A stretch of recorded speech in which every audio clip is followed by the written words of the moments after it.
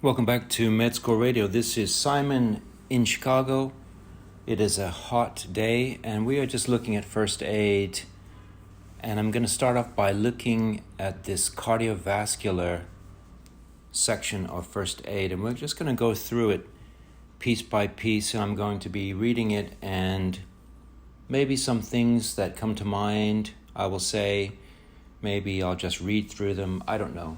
This is a good way for me to learn first aid. Maybe you're the type of person who does well with writing notes in the columns or some other way, but this is my way of learning. So thanks for joining me anyway.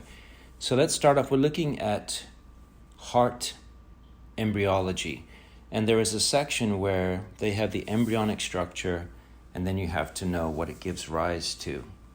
So first is the bulbus cordis. This gives rise to these smooth parts, the outflow tract of the left and right ventricles. Next is the endocardial cushion.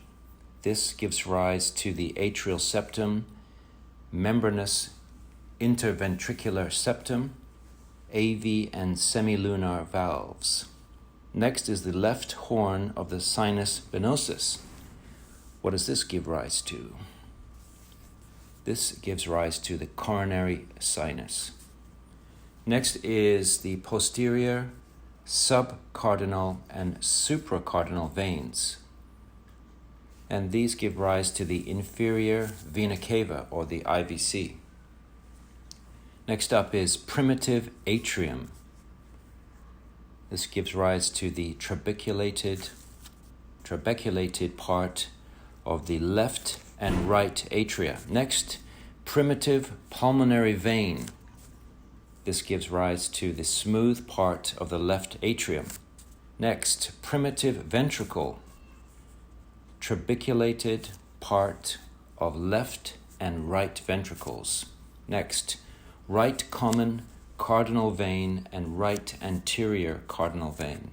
This gives rise to superior vena cava, or the SVC. Next embryonic structure is the right horn of the sinus venosus.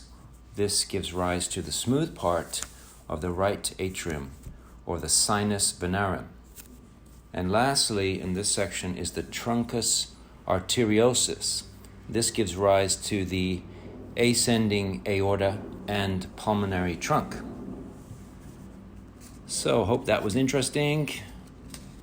Tune in next time when we look at another section.